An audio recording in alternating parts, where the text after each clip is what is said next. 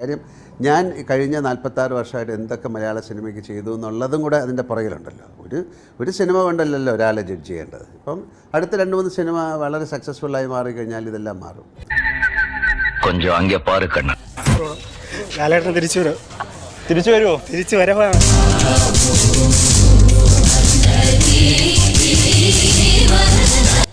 ലാലേട്ടൻ ഇത്രയും കാലം സത്യം പറയാൻ സന്തോഷം കൊണ്ട് കണ്ണ് നിറയണം എന്ന് പറയാം. അത്രയും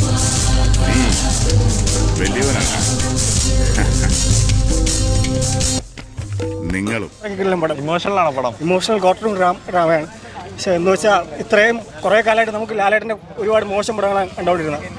ഇപ്പോൾ നെഹ്ല് പറയാൻ വാക്ക് അടിപൊളി എങ്ങനെ ചെയ്തു. ഡെഫിനറ്റ്ലി ഇന്നേ ദിവസം 2023 എല്ലാ ജനങ്ങളും നല്ല രീതിയിൽ ഓർത്തു വയ്ക്കുന്ന നേരാണ്. അതിൽ ഒരു സംശയവും. നമ്മൾ കഷ്ടപ്പെട്ടതിന്റെ ഫലം നമുക്ക്